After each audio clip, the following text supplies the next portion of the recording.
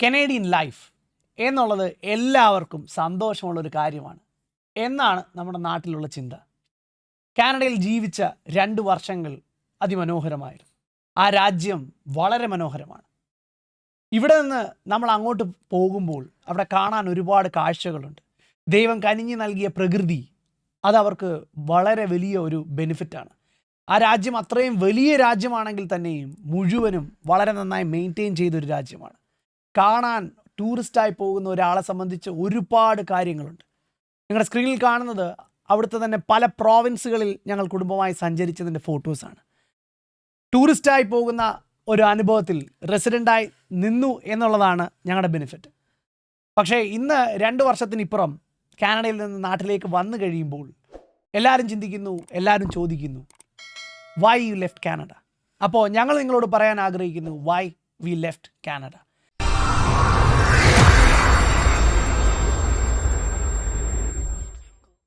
മെയിനായിട്ട് കാരണങ്ങൾ ഓരോ കുടുംബത്തിനും ഓരോന്നായിരിക്കും. പക്ഷേ ഇന്ന് നിങ്ങളുടെ മുൻപിൽ നമ്മൾ പ്രസൻറ്റ് ചെയ്യുന്നതിൽ നിങ്ങൾ അറിയേണ്ട കാര്യങ്ങൾ, ഇത്ര മനോഹരമായ രാജ്യം മറ്റ് ഒന്ന് കാണില്ല. കാരണം അത്രത്തോളമുണ്ട് വർണ്ണിക്കാൻ. സ്നോ തുടങ്ങി ലേക്കുകളിൽ നല്ല സൺലൈറ്റ് അടിക്കുന്ന കാലം മുതൽ എല്ലാം മനോഹരമാണ്. ഏറ്റവും കൂടുതൽ ആളുകൾ ലോകത്തിൽ നിന്ന് തന്നെ പോകാൻ ആഗ്രഹിക്കുന്ന ബാൻഫ് എന്ന സ്ഥലം അവിടെയാണ്. ഞങ്ങൾ കുടുംബമായി അവിടെയും പോയിട്ടുണ്ട്. നിങ്ങളെ മുന്നിൽ കാണുന്ന ഫോട്ടോസ് ഇതിനൊക്കെ തെളിവാണ്. ആ കാണുന്ന ഇൻസ്റ്റാഗ്രാം പ്രൊഫൈലിൽ നിങ്ങൾ നോക്കിയാൽ അറിയാം ആ 2 വർഷം എത്രത്തോളം ഞങ്ങൾ സഞ്ചരിച്ചു എന്നുള്ളത്.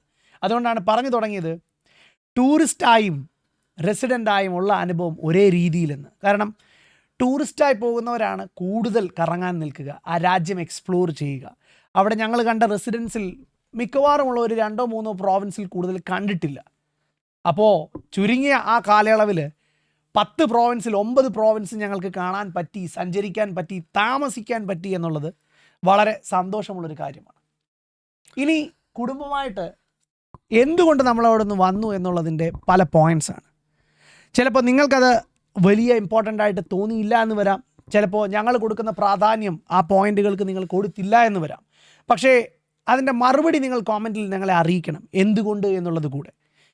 ഈ പറയുന്നതൊന്നും എൻ്റെ അഭിപ്രായങ്ങൾ മാത്രമല്ല, അത് പലരുടെയും, ചിലപ്പോൾ ആയിരക്കണക്കിന് ആളുകളുടെ അഭിപ്രായങ്ങൾ കൂടെയാണ്. കാരണം ഇപ്പോൾ നിങ്ങളുടെ സ്ക്രീനിൽ കാണുന്നത് എന്ന് പറയുന്നത് ആ രാജ്യത്ത് നിന്ന് വെളിയിലോട്ട് ഒഴുകുന്ന സ്കിൽഡ് മൈഗ്രൻസിൻ്റെ കഥകളാണ്. ഇതെല്ലാം റീസെൻ്റാണ്, 2024 വന്നിരിക്കുന്നതാണ്. Top 9 reasons why immigrants are leaving Canada, അല്ലേ? അപ്പോൾ പല പല കാരണങ്ങളാണ്. ആ 9 കാരണങ്ങളിൽ എല്ലാ കാരണവും നിങ്ങൾക്കൊരു കാരണമായി തോന്നി എന്ന് വരില്ല. അപ്പോൾ നമ്മളവിടെ കുടുംബമായി ജീവിച്ച കാലത്ത് നമ്മൾ ഒരുപാട് പേരെ കണ്ടു, ഒരുപാട് കുടുംബങ്ങളെ കണ്ടു. എല്ലാവർക്കും ഒരേ കാരണങ്ങളല്ല ആ രാജ്യത്ത് നിൽക്കുവാനോ അവിടെ തുടരുവാനോ ഉള്ളത്. ഇപ്പോൾ ഞങ്ങളെ സംബന്ധിച്ച് നോക്കുമ്പോൾ ഉള്ള ആദ്യത്തെ പോയിന്റ് കൾച്ചറാണ്. എന്നെ സംബന്ധിച്ച് അത് വളരെ ഇമ്പോർട്ടൻ്റ് ആണ്. കുടുംബമായി ഒരു കുട്ടിയെ വളർത്തിക്കൊണ്ട് വരുമ്പോൾ അത് കുറയ്ക്കാൻ പറ്റില്ല എന്നുള്ളത്, നമ്മൾ വളർന്നു വന്ന ഒരു അന്തരീക്ഷമല്ല എങ്കിൽ പോലും ആ കൾച്ചറിൽ നിന്ന് ഒരുപാട് വ്യതിയാനം വരരുത് എന്നാഗ്രഹിക്കുന്ന ഒരു മനുഷ്യനാണ്. അപ്പോൾ നിങ്ങളുടെ സ്ക്രീനിൽ കാണുന്നത് എന്താണ്? 4-ൽ 1 Canadians they belong to 10 racialised groups. അപ്പോൾ കാനഡയിൽ പല പല പല റേസുകൾ വന്നു കൂടുകയാണ്. തെറ്റാണ് എന്നല്ല പറയുന്നത്, നമ്മൾ ഉൾപ്പെടെ ഇവിടെ നിന്ന് പോകുന്ന മലയാളികൾ ഉൾപ്പെടെ ഓരോ ഡിഫറെൻറ്റ് റേസാണ്. അപ്പോൾ ചിന്തിക്കും അതിലെന്താണ് പ്രശ്നം? സാധാരണ ആളുകളൊക്കെ ചിന്തിക്കുന്ന ഒരു കാര്യമാണ്, അതിലെന്താണ് പ്രശ്നം? അതിലെ പ്രശ്നം ഇതാണ്, അതൊരു ക്രിസ്ത്യൻ രാജ്യമാണ് എന്ന ഒരു കണ്ടീഷനോട് കൂടിയാണ് നമ്മൾ പോകുന്നത്. അവിടെ ഉള്ള ജീവിത ശൈലികൾ ആ രീതിയിലാണ് എന്ന് കണ്ടാണ്. പക്ഷേ നിങ്ങളുടെ മുൻപിൽ ഇപ്പോൾ കാണുന്ന നമ്പേഴ്സ് എന്ന് പറയുന്നത് നമ്മൾ ഉണ്ടാക്കിയ നമ്പറല്ല, അവിടെ ഓൾറെഡി ഉള്ള ഡേറ്റയാണ്. ക്രിസ്ത്യൻസ് എന്നുള്ളത് ഒരു സൈഡിൽ നിങ്ങൾക്ക് കാണാം, അതുപോലെ തന്നെ നോൺ ക്രിസ്ത്യൻസും കാണാം. ഇത് അവിടെ വർദ്ധിച്ച് വരികയാണ് ഒന്ന്. അപ്പോൾ അവിടുത്തെ തന്നെ ബേസ് കൾച്ചറിൽ വരുന്ന വ്യത്യാസങ്ങൾ ഇതുകൊണ്ട് എന്താണ് എന്ന് നിങ്ങൾ ചോദിക്കും. കാരണം എൻ്റെ തന്നെ സുഹൃത്തുക്കൾ പലരും ചോദിച്ചു, അതിലിപ്പോൾ നമുക്ക് എന്താ കുഴപ്പം? നമ്മൾ പോകുന്ന രാജ്യത്തൊക്കെ ഇപ്പം മിഡിൽ ഈസ്റ്റിൽ നമ്മൾ ഒരുപാട് കാലം ഉണ്ടായിരുന്നു. എല്ലാ രാജ്യക്കാരും, എല്ലാ ഭാഷക്കാരും, എല്ലാ മതവിശ്വാസികളും അവിടെ ഉണ്ട്. അവിടെ ഒന്നും ഒരു പ്രശ്നവുമില്ല. എന്തുകൊണ്ട്? അവിടുത്തെ റൂൾസ് ആണ് ഇമ്പോർട്ടൻറ്റ്. അപ്പോൾ നിങ്ങൾ ചോദിക്കാൻ ഇവിടെ റൂളൊന്നും ഇല്ലേ എന്ന്. നിങ്ങളുടെ മുൻപിൽ ഇപ്പോൾ കാണുന്നത് ആ രാജ്യത്ത് ലീഗലായി ഓപ്പറേറ്റ് ചെയ്യുന്ന തീവ്രവാദ സംഘടനകളുടെ പിക്ചേഴ്സാണ്. നമ്മുടെ നാട്ടിലിപ്പോൾ താലിബാൻ്റെ ഫ്ലാഗും പിടിച്ച ഒരാൾ പോയാൽ എന്തോ ഉണ്ടാവും? പോലീസുകാരൻ ചവിട്ടിക്കൂട്ടും. അവിടെ അതില്ല എന്നുള്ളതിൻ്റെയാണ് നിങ്ങൾ മുൻപിൽ കാണുന്നത്. എന്ന് വെച്ചാൽ അവിടുത്തെ ഒരു മിനിസ്റ്റർ താലിബാനെ ബ്രദേഴ്സ് എന്നാണ് വിളിക്കുന്നത്. അപ്പോൾ അത്ര സ്നേഹമാണ്, അവരുടെ കൾച്ചറിൻ്റെ ഭാഗമാണ്. ഇപ്പോൾ 2 വർഷം നമ്മൾ അവിടെ താമസിച്ചു, ഒരുപാട് സഞ്ചരിച്ചു, ഒരുപാട് കുടുംബങ്ങളെ നമ്മൾ കണ്ടു, കുട്ടികളെ നമ്മൾ കണ്ടു. ഒരമ്മ എന്ന നിലയിൽ ഒരു കുട്ടിയെ വളർത്തിക്കൊണ്ട് വരുവാനുള്ള അന്തരീക്ഷമാണോ അവിടുത്തെ കൾച്ചർ ഉള്ളത് എന്ന് പറയാൻ പറ്റുമോ? ഒരിക്കലും അല്ല. ചെയ്ത് പറഞ്ഞാൽ നന്നായിരിക്കും. ആ കൾച്ചറിൻ്റെ ഡിഫറൻസ് കുഞ്ഞുങ്ങൾ കണ്ടു വളരാൻ താല്പര്യപ്പെടാത്ത പല കാര്യങ്ങളും അത് അവിടെ പ്രസൻറ്റ് ചെയ്യുന്നു പറഞ്ഞാൽ നല്ലതായിരുന്നു.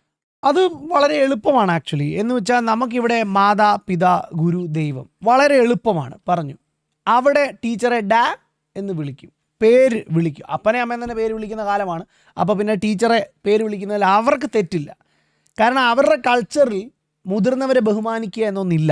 നമ്മളിപ്പോൾ ഈസ്റ്റേൺ രാജ്യങ്ങളിലേക്ക് പോവുകയാണെങ്കിൽ, ഏഷ്യൻ ഫാർ ഈസ്റ്റിലേക്ക് പോവുകയാണെങ്കിൽ, കൊറിയ, ജപ്പാൻ, ഇവിടെയൊക്കെ മുതിർന്നവരെ കാണുമ്പോൾ മാറി നിൽക്കുകയാണ്, ചെരുപ്പ് മാറ്റി വെക്കുകയാണ്, മുതിർന്നവരെ അത്രത്തോളം ബഹുമാനമാണ്. ഈ രാജ്യങ്ങളിൽ അതില്ല. ഒന്ന്, ഇത് ജനറലാണ്, എല്ലാവർക്കും അറിയാം. പക്ഷേ ഇപ്പോൾ അതേ രാജ്യത്ത് നമ്മൾ കണ്ടത് അവിടുത്തെ പോപ്പുലേഷൻ ലാസ്റ്റ് 5 വർഷം, അതായത് 2016-2021 കാലയളവിൽ തന്നെ 40% ആ രാജ്യത്തെ ആളുകൾ വെളിയിൽ നിന്ന് വന്നവരാണ്. പല പല രാജ്യങ്ങളിൽ നിന്ന്, കൾച്ചറിൽ നിന്ന് വന്നവരാണ്. ഇപ്പോൾ മിഡിൽ ഈസ്റ്റിൽ ജീവിച്ചിട്ട് ആളുകൾ ഉണ്ട് എങ്കിൽ, ഈ ശ്രോതാക്കളിൽ ഉണ്ട് എങ്കിൽ നിങ്ങൾക്കറിയാം, അറബികളുടെ ഇടയിൽ ജീവിക്കുമ്പോൾ, ഇപ്പോൾ വളരെ വെൽ എഡ്യൂക്കേറ്റഡ് ആയിട്ടുള്ള അറബികളുടെ കാര്യമല്ല, ഇൻ ജനറൽ അവരുടെ കൾച്ചർ എങ്ങനെയാണ്? നിങ്ങൾക്കറിയാവുന്ന ടീച്ചർമാർ അറബി സ്കൂളിൽ പഠിപ്പിക്കുന്നവരുണ്ടെങ്കിൽ ചോദിക്കണം അവരുടെ അനുഭവങ്ങൾ. അപ്പോൾ ഇവരെല്ലാം അങ്ങോട്ട് കെട്ടിപ്പെറുക്കി വരുമ്പോൾ എന്താണ്, എങ്ങനെയാണ് എന്ന് ചിന്തിക്കുക. 1. 2, ഇപ്പോൾ ഇവർ പറഞ്ഞ പോലെ ആഫ്രിക്കൻസ്, എല്ലാവരെയും അടച്ചാക്ഷേപിക്കുന്നില്ല, ബട്ട് ചെറുപ്പത്തിൽ എനിക്കൊരു ഇടിയൊക്കെ കിട്ടിയതാണ് മിഡിൽ ഈസ്റ്റിൽ തന്നെ ഒരു ആഫ്രിക്കക്കാരൻ്റെ കയ്യിൽ നിന്ന്. അപ്പോൾ അവരുടെ കൾച്ചറിനെ പറ്റി നമുക്ക് അത്യാവശ്യം ബോധമുണ്ട്. കൾച്ചറൽ പ്രശ്നങ്ങൾ പറയുമ്പോൾ ഇതിനിടയിൽ നമ്മുടെ കുട്ടികൾ വളരുമ്പോൾ അവിടുത്തെ പ്രശ്നം, ജോലിക്ക് അപ്പനും അമ്മയും പോകുന്നു, രാവിലെ 7 മണിയാകുമ്പോഴേ സ്കൂളിൽ കൊണ്ട് ഡംപ് ചെയ്യുന്നു, വൈകിട്ട് 7 മണിക്കാണ് സ്കൂളിൽ നിന്ന് തിരിച്ചു വരുന്നത്. അപ്പോൾ ഇതിനിടയിൽ അവർ കാണുന്നത്, കേൾക്കുന്നത് ഒക്കെ നമ്മുടെ കൾച്ചറുമായി യാതൊരു ബന്ധവുമില്ലാത്തതാണ്. ടീനേജിനെ സംബന്ധിച്ച് അതെങ്ങനെയുണ്ട്? അവരുടേതായ വീട്ടിലുള്ള ബിഹേവിയർ എങ്ങനെയായിരിക്കുന്നു? അല്ല, കൾച്ചറിൽ തന്നെ അത് വലിയൊരു പ്രശ്നമായിട്ട് പറയാം. ഇപ്പം നമുക്കറിയാവുന്ന ടീനേജേഴ്സ് കുറച്ച് പേര് വലിയ പ്രശ്നമില്ല എന്ന് പറയാം. എന്നാൽ തന്നെയും അവരുടെ മാതാപിതാക്കൾ വളരെ കൺസേൺഡ് ആണ്. ചില കാര്യങ്ങൾ സ്കൂളിൽ പഠിപ്പിക്കുമ്പോൾ 8 വയസ്സുള്ള ഒരു കുട്ടിക്ക് സെക്ഷൽ എഡ്യൂക്കേഷൻ എന്നൊക്കെ പറയുന്നത് ഇച്ചിരി കടുങ്കൈയാണ് എന്ന് വിശ്വസിക്കുന്നവനാണ് ഞാൻ. നമ്മുടെ നാട്ടിൽ നമ്മൾ +2 പഠിക്കുമ്പോഴൊക്കെയാണ് ഇതൊക്കെ കേൾക്കുന്നത് തന്നെ. മേ ബി ഇപ്പോൾ ഹൈസ്കൂളിൽ പിള്ളേർ കേൾക്കുന്നുണ്ടാവാം. എന്നാൽ പോലും 7 വയസ്സ് 8 വയസ്സ് ടു ഏർലി ഇല്ലേ?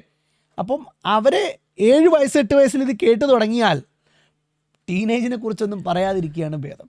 കാരണം അവിടെ അവർക്ക് ഡ്രഗ്സ് മുതൽ പ്രോസ്റ്റിറ്റ്യൂഷൻ മുതൽ ഇതെല്ലാം ഓപ്പൺലി ആക്സസിബിളാണ്. വീട്ടുകാർക്ക് നോ പറയാൻ യാതൊരു വകുപ്പുമില്ല. നോ പറഞ്ഞ് ബഹളമുണ്ടാക്കിയാൽ കുട്ടികൾക്ക് ഇറങ്ങി ഇഷ്ടമുള്ള രീതിയിൽ പോകും. അത് പല രാജ്യങ്ങളിലും നടക്കുന്നതാണ്, കാനഡയിൽ മാത്രമല്ല. ബട്ട് ഇവിടെ വളരെ ലിബറലായിട്ടുള്ളൊരു ഭരണാധികാരി കഴിഞ്ഞ 8-10 വർഷമായി ഭരിക്കുന്നത് കൊണ്ട് ഇത് വളരെ ആഴത്തിലേക്ക് എത്തിയിരിക്കുകയാണ്. അവിടുത്തെ കുട്ടികൾക്ക് ഫ്രീഡം തലയ്ക്ക് പിടിച്ചിരിക്കുന്ന ഒരവസ്ഥയാണ്. അപ്പോൾ എസ്പെഷ്യലി ടീനേജ് എന്ന ഒരു കാലഘട്ടത്തിൽ നമ്മളെല്ലാവരും കടന്നു വന്ന ആ കാലഘട്ടത്തിൽ നമുക്കറിയാം, ആരെന്ത് പറഞ്ഞാലും നമ്മൾ കേൾക്കില്ല, നമുക്ക് ശരിയെന്ന് തോന്നുന്നതേ നമ്മൾ ചെയ്യൂ. അപ്പോൾ ഈ കുട്ടികൾക്ക് ശരിയെന്ന് തോന്നിക്കുവാൻ വേണ്ടി ഒരു സിസ്റ്റം ഓർഗനൈസ്ഡ് ആയിട്ട് അവരെ വഴിതെറ്റിക്കാൻ ശ്രമിക്കുന്നത് പോലെ തന്നെയാണ് നമുക്കവിടെ തോന്നുന്നത്. അതേപോലെ ഹെൽത്ത് വൈസ് ചോദിച്ചാൽ അവിടെ നമുക്ക് അപ്പോയിൻമെൻ്റ് ഒക്കെ കിട്ടാൻ വളരെ ബുദ്ധിമുട്ടാണ് എന്ന് പറയുന്നു. അത് ശരിയാണോ? ഒരു അസുഖമായാൽ എമർജൻസി അല്ലാത്ത മറ്റ് ഏത് കാര്യത്തിനും നമ്മൾ പോയാൽ അതിൻ്റേതായ അപ്പോയിൻമെൻറ്റ് സമയത്ത് നമുക്ക് ആ ഡോക്ടേഴ്സിനെ കാണാനും അതേപോലുള്ള ട്രീറ്റ്മെൻറ്റ് നമുക്ക് ലഭിക്കുകയുള്ളൂ എന്ന് പറയുന്നത് കേട്ടു. അത് ശരിയാണോ? അതെ, ഏതാണ്ട് ഒരു അളവ് വരെയും അത് ശരിയാണ്. ഇപ്പോൾ നമ്മൾ ചിന്തിക്കുമ്പോൾ ഇപ്പം നമ്മുടെ പള്ളിയിൽ തന്നെ ഒരുപാട് നഴ്സുമാരുണ്ട്, അവരുമായിട്ടൊക്കെ ഇവൾക്ക് അടുത്ത പരിചയമുണ്ട്. അപ്പോൾ നമ്മൾ നോക്കുമ്പോൾ അവരുടെ അനുഭവങ്ങളും അവർ ദിനവും കാണുന്ന അനുഭവങ്ങളും അവർ ഷെയർ ചെയ്യാറുണ്ട്. അതിലേതെങ്കിലും ഒന്ന് നമ്മുടെ ഓഡിയൻസുമായിട്ടൊന്ന് ഷെയർ ചെയ്യൂ. ഞങ്ങളുടെ പള്ളിയിലുള്ള ഒരു ചേച്ചി, പുള്ളിക്കാരി നഴ്സാണ്. അപ്പോൾ പുള്ളിക്കാരിയുടെ മകൾക്ക് 2 വയസ്സ് പ്രായമുള്ളപ്പോൾ ആ കൊച്ചിൻ്റെ ഏറ്റവും ചെറിയ വിരൽ ഈ ഡോറിൻ്റെ ഇടയിൽ വെച്ച് അറ്റുപോയി. അപ്പോൾ അത് എമർജൻസി ആണല്ലോ, അറ്റുപോയി. അത് കഴിഞ്ഞിട്ട് അവർ എമർജൻസി വിളിച്ച് ആംബുലൻസ് ഒക്കെ വിളിച്ചിട്ട് ഹോസ്പിറ്റലിൽ പോയി. അത് കഴിഞ്ഞ് 10 മണിക്കൂർ അവർക്ക് വെയിറ്റ് ചെയ്യേണ്ടി വന്നു ഡോക്ടറിനെ കാണാൻ വേണ്ടിയിട്ട്. 10 മണിക്കൂറിനുള്ളിൽ ഒരു നഴ്സുമാർ ഓരോരുത്തർ വന്നിങ്ങനെ തുറന്നിങ്ങനെ നോക്കി പോകാമെന്നല്ലാണ്ട് ഒരു ഇതും ഉണ്ടായിരുന്നില്ല. 10 മണിക്കൂർ അവരതിന് വേണ്ടി വെയിറ്റ് ചെയ്യേണ്ടി വന്നു. ഇതിൽ പ്രശ്നം എന്ന് പറഞ്ഞാൽ നമുക്ക് അത് എമർജൻസി ആയി തോന്നും, ചിലപ്പോൾ അവർക്ക് വന്ന് നോക്കിയ ആൾക്കാർക്ക് അതൊരു എമർജൻസി ആയിട്ട് തോന്നിയില്ല എന്ന് വെച്ചാൽ ആ വിരൽ മുറിഞ്ഞു കൊണ്ട് ആ കൊച്ചു ചത്തുപോകില്ല എന്നാവാം അവർ ചിന്തിച്ചത്. നമുക്കറിയില്ല. അവർ ലൈഫ് ത്രെറ്റനിങ് ആണെങ്കിൽ ഉടൻ റെസ്പോണ്ട് ചെയ്യും എന്നാണ് വെപ്പ്. നമ്മുടെ കോമൻറ്റ് സെക്ഷനിൽ തന്നെ പല ആളുകളും കമൻറ്റ് ചെയ്യുന്നത് നിങ്ങൾക്കായിരിക്കും മോശമായ അനുഭവം ഉണ്ടായിരിക്കുക, ഞങ്ങൾ ആശുപത്രി പോകേണ്ടിയേ വന്നില്ല ദൈവം അനുവദിച്ച്. പക്ഷേ നമ്മുടെ ചുറ്റിലും കണ്ടതും കേട്ടതുമാണ് ഈ പറയുന്നത്. അത് ഞങ്ങളുടെ അനുഭവം ഞങ്ങളുടെ ഒപ്പീനിയനുമായിട്ട് തള്ളിക്കളയരുത്. കാരണം നിങ്ങളുടെ സ്ക്രീനിൽ നമ്മളിപ്പോൾ കൊണ്ടുവന്നിരിക്കുന്നത് ചോദ്യം ഹെൽത്തിൻ്റെ ആയതുകൊണ്ട് ഡയറക്റ്റ് ഹെൽത്തിൽ പോകുന്നു എന്നുള്ളതേ ഉള്ളൂ. ഞങ്ങളുടെ ഏറ്റവും മെയിൻ പോയിൻ്റ് അതല്ല. എങ്കിൽ തന്നെ ഹെൽത്ത് കെയർ സിസ്റ്റത്തിൽ ആ രാജ്യത്തിൻ്റെ അവസ്ഥ ആണ് നിങ്ങളുടെ സ്ക്രീനിൽ ഇപ്പോൾ കാണുന്നത്. ഇത് ഞാൻ പറയുന്നതോ എൻ്റെ അഭിപ്രായമോ ഇവളുടെ അഭിപ്രായമോ അല്ല, ഞങ്ങളുടെ കൂട്ടുകാരുടെ അഭിപ്രായവുമല്ല. ഗ്ലോബൽ ന്യൂസ് പബ്ലിഷ് ചെയ്ത സാധനമാണ്. ഇനി അടുത്തത് ഒരു ന്യൂസ് ചാനലിനെ നിങ്ങൾ വിശ്വസിക്കുന്നില്ല എങ്കിൽ CTV ന്യൂസ് അവർ പബ്ലിഷ് ചെയ്തതാണ്. ഇനി ന്യൂസുകളെ നിങ്ങൾ വിശ്വസിക്കുന്നില്ല എന്ന് വെക്കുക. ഇത് കനേഡിയൻ മെഡിക്കൽ അസോസിയേഷൻ പബ്ലിഷ് ചെയ്തിരിക്കുന്നതാണ്. അത് 2022. അപ്പോൾ അവിടുത്തെ മെഡിക്കൽ സിസ്റ്റം ഇത്രയും ഡിറ്റീരിയേറ്റ് ചെയ്തിരിക്കുന്നു എന്നുള്ളത് അവർ തിരിച്ചറിഞ്ഞിട്ട് കാലം കുറേ ആയി. ബട്ട് പ്രോബ്ലം ഈസ് പെട്ടെന്ന് വളരുന്ന ഇമിഗ്രേഷൻ, പെട്ടെന്ന് വളരുന്നൊരു പോപ്പുലേഷൻ, ഇതിനെ സെർവ് ചെയ്യാനുള്ളൊരു ഇൻഫ്രാസ്ട്രക്ചർ അവിടെ ഇല്ല. എന്നാൽ അത് മനസ്സിലാക്കി വരുന്ന ആളുകളുടെ എണ്ണവും ക്വാളിറ്റിയും ഹെൽത്തും ഒന്നും ചെക്ക് ചെയ്യുന്നില്ല. ഇപ്പോൾ നമ്മൾ 6 മാസം പ്രോസസ്സ് ചെയ്ത് അവിടെ വിസ എടുത്ത് രാജ്യത്ത് പോകുന്നുവെങ്കിലും ചില ആളുകൾക്ക് ബാക്ക് പേപ്പർ പോലും ഇല്ലാതെ ഒരു പാസ്പോർട്ട് പോലും ഇല്ലാതെ വെറുതെ നടന്നു കയറുന്ന കാലമാണ്.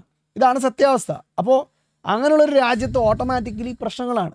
ഇത് മറ്റു രാജ്യത്ത് നിന്ന് നോക്കി കാണുന്നവരിപ്പോൾ ദ ഗാർഡിയൻ UK ബേസ്ഡ് പത്രമാണ്, അവർ പബ്ലിഷ് ചെയ്തേക്കുന്നത് നോക്കൂ. യൂറോപ്പിനേക്കാൾ വളരെ ബാക്കിൽ ലാഗ് ചെയ്യുന്നു കനേഡിയൻ മെഡിക്കൽ സിസ്റ്റം. അവരുടെ ഹെൽത്ത് കെയർ അത്ര ബോറിംഗ് ആണ്. ഇപ്പോൾ ഞങ്ങൾ കാനഡയിൽ നിന്ന് വെളിയിൽ വന്നതിൻ്റെ റീസൺ പറയുമ്പോൾ അടുത്തത് സേഫ്റ്റിയാണ്. ഇപ്പോൾ അവൾ പറഞ്ഞ് അവസാനിപ്പിച്ചത് അതായിരുന്നു. കൾച്ചർ ഇന്ന് ആളുകളുടെ കൂടെ പഠിക്കുമ്പോൾ അവരുടെ കൾച്ചർ നമ്മുടെ കൾച്ചറായി മാറുന്നു. അവരുടെ കൾച്ചർ എന്ന് പറഞ്ഞാൽ കച്ചറയാണ്. എന്ന് വെച്ചാൽ നിങ്ങൾ ഈ കാണുന്ന പല കാര്യങ്ങൾ, ഇത് കാനഡയിൽ അവരുടെ ഒരു MP അവരുടെ പാർലമെൻറ്റിനകത്ത് സംസാരിക്കുന്ന കാര്യമാണ്. അവർ തന്നെ ട്വീറ്റ് ചെയ്താണ്, ഞാൻ പറയുന്നതല്ല. അവരുടെ ട്വീറ്റാണ് നിങ്ങളുടെ ഫ്രണ്ടിലുള്ളത്. നിങ്ങൾക്ക് വേണേൽ ആ പേര് അടിച്ച് ട്വിറ്ററിൽ നോക്കാം, അതായത് Xൽ നോക്കാം, കാണാം, വായിക്കാം, സന്തോഷിക്കാം. അവർ എഴുതിയിരിക്കുന്നത് violent crimes in Canada is up 50% 2015 മുതൽ. അതായത് ലാസ്റ്റ് 9 വർഷത്തിൽ അവിടെ വന്നേക്കുന്ന വലിയൊരു ചേഞ്ചാണ്. ഈ 9 വർഷത്തിൽ നമ്മുടെ ആളുകൾ ഒരുപാട് പേര് അവിടെ എത്തി. 10-20 വർഷം അവർ കഠിനാധ്വാനം ചെയ്ത് അവിടുത്തെ ക്രൈം റേറ്റ് താഴെ കൊണ്ടുവന്നതിൻ്റെ ചാർട്ടാണ് നിങ്ങളുടെ മുൻപിൽ. 1998 മുതലുള്ള ചാർട്ട്. അതിൽ നിങ്ങൾ കാണുന്നത് 2014 മുതൽ മുകളിലോട്ടാണത് പോകുന്നത്. അതാണ് ആ പാർലമെൻറ്റേറിയൻ പറഞ്ഞിരിക്കുന്നത് നിങ്ങളുടെ ഫ്രണ്ടിൽ, റൈറ്റ്? ഇനി അത് എന്തുകൊണ്ടാണ് എന്നുള്ളത് നിങ്ങൾ ചിന്തിക്കുന്നതിന് മുമ്പ് ഈ ക്രൈം റേറ്റ് എന്ത് ക്രൈമാണെന്ന് അറിയണം. പോക്കറ്റ് അടിച്ചതാണോ, പിടിച്ചു പറിച്ചതാണോ, കൊന്നതാണോ എന്നും കൂടെ അറിയണം. അതിനാണ് ഹോമിസൈഡ് റേറ്റും കൂടെ നിങ്ങളുടെ മുൻപിൽ കാണിക്കുന്നത്. ഇത് 2014 മുതൽ 23 വരെയുള്ള ഡേറ്റ തന്നെയാണ്. എന്ന് വെച്ചാൽ പെട്ടെന്ന് വന്നിരിക്കുന്ന ആ സഡൻ ഇൻക്രീസ് എന്തിലുള്ളതാണ് എന്നറിയാൻ വേണ്ടിയിട്ടാണ്, ഇല്ലേ? കാരണം ഇപ്പോൾ പിടിച്ചു പറി സാരല്ലേ, വിശന്നിട്ടല്ലേ എന്നൊക്കെ പറയും ചിലർ, ഫ്രീഡമുള്ള ആളുകൾ, ഇല്ലേ? പക്ഷേ കുത്തിക്കൊല്ലുന്നത് അങ്ങനെ ആ ഭാഗത്തിൽ പെടില്ലല്ലോ. അതുകൊണ്ടാണ് ഇത് കാണിക്കുന്നത്. ഹോമിസൈഡ് റേറ്റ്സ്, ആ രാജ്യത്ത് നടക്കുന്ന മരണങ്ങൾ, അതായത് പിടിച്ചു പറയുന്നതല്ല, ഇത്രയും സീരിയസ് ആയിട്ടുള്ള വയലൻറ്റ് ക്രൈംസ് ഇത്രയും മുകളിലാണ്. അപ്പോൾ അവർ പറഞ്ഞതിൽ കാര്യമുണ്ട്. ഇനി അത് എന്തുകൊണ്ടാണ് എന്നുള്ളൊരു ചോദ്യം വരും. കാരണം നമ്മൾ പലയിടത്തും സഞ്ചരിച്ചപ്പോഴും സേഫ്റ്റി ഒരു വലിയ വിഷയമായിരുന്നു. നമ്മൾ കാർ പാർക്ക് ചെയ്യുമ്പോൾ വെളിയിൽ ഇറങ്ങുന്നതിന് മുമ്പ് 5 തവണ നോക്കും ഇരിക്കുന്ന ക്രൗഡ് എങ്ങനെയാണ്. ഇപ്പോൾ നമ്മൾ തന്നെ ഒരു ഇന്ത്യൻ റെസ്റ്റോറൻറ്റിൽ കഴിക്കാൻ പോയൊരു അനുഭവം ഓർമ്മയുണ്ടോ? വെളിയിൽ എന്താണ് കണ്ടതെന്നുള്ളത്. അപ്പോൾ നമ്മൾ പറയുമ്പോൾ അതിന് ഒത്തിരി വ്യത്യാസം വരും. ഓക്കെ, ഒരു ഫീമെയിൽ ആറ്റിറ്റ്യൂഡിൽ നിങ്ങൾ അതിനെ എങ്ങനെ നോക്കിക്കാണുന്നു? ഞങ്ങൾ കണ്ടത് ഡ്രഗീസാണ്. ഡ്രഗീസ് എന്തോ എക്സ്ചേഞ്ച് ചെയ്യായിരുന്നു അവർ ഡ്രഗ്സ്. അപ്പം പെട്ടെന്ന് താഴോട്ട് വീണു ആ ഡ്രഗിൻ്റെ പാക്കറ്റ്. അപ്പം അവരത് താഴെ നിന്ന് നക്കി അങ്ങനെ എടുക്കുമായിരുന്നു അവരത്. അത് കണ്ടപ്പോൾ തന്നെ ഞങ്ങൾക്ക് എന്തോ പോലെ തോന്നിയായിരുന്നു. പിന്നെ അതുപോലെ തന്നെ പല ഹോട്ടലുകളിലും ഈ ഹോംലെസ് പീപ്പിളിന് അവർ ഫ്രീ ആയിട്ട് അവർ റൂംസ് കൊടുക്കുകയാണ്. അപ്പം നമ്മുടെ കൂടെ അവർ ലിഫ്റ്റിൽ വരുമ്പോൾ നമുക്ക് എന്തോ ഒരു ഇത് തോന്നും, നമ്മുടെ കൂടെ നമുക്ക് സേഫ്റ്റി. അതുകൊണ്ട് തന്നെ ഞങ്ങൾ ആ റൂമിൽ നിന്ന് പുറത്തിറങ്ങിയില്ലേ ഇവരൊക്കെ ഉണ്ടെന്ന് അറിഞ്ഞപ്പോൾ തന്നെ. അതും ഡൗൺ ടൗൺ മാനിറ്റോബയിലായിരുന്നു അത്. അതായത് ചിന്താഗതി എന്ന് പറയുന്നത് അവർ വീടില്ലാത്ത ആളുകളെ നമ്മൾ അധിക്ഷേപിക്കുകയല്ല.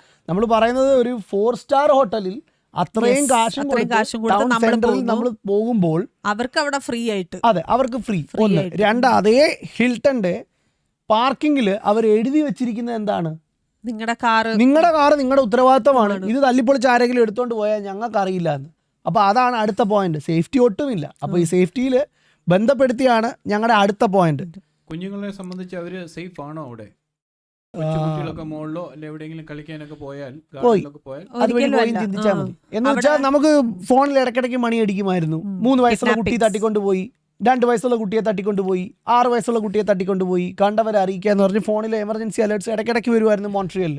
ബാക്കിയുള്ള പ്രോവിൻസിൽ അറിയില്ല, ഞങ്ങളുടെ അടുത്ത് ഇടയ്ക്കിടയ്ക്ക് വരുമായിരുന്നു. അങ്ങനെയുള്ള ക്രൈംസ് ഒക്കെ ഇന്ത്യയിലാണോ കൂടുതൽ റിപ്പോർട്ട് ചെയ്യുന്നത് അതോ കാനഡയിലാണോ? ചിലപ്പോൾ ടോട്ടൽ നമ്പർ നമ്മൾ നോക്കുമ്പോൾ നോക്കുമ്പോൾ ഇന്ത്യയിലായിരിക്കും ഇന്ത്യ കൂടുതൽ, ബട്ട് പെർ പോപ്പുലേഷൻ നോക്കുമ്പോൾ അവിടെയാണ് ഇപ്പോൾ കൂടുതൽ. ക്രൈം റേറ്റ് കൂടുതൽ ക്രൈം റേറ്റ് എന്തായാലും പെർ പോപ്പുലേഷൻ അവിടെയാണ് കൂടുതൽ. അത് ലാസ്റ്റ് 10 വർഷത്തിലുണ്ടായതാണ്. അതായത് ഇതിനു മുമ്പ് ആ രാജ്യം ഇങ്ങനെ അല്ലായിരുന്നു, നല്ല ഒരു രാജ്യം തന്നെയായിരുന്നു. അവിടുത്തെ സ്റ്റാൻഡേർഡ് ഓഫ് ലിവിങ് എന്ന് പറയുന്നത് അമേരിക്കയോട് ഒത്തു നിൽക്കുന്നതായിരുന്നു.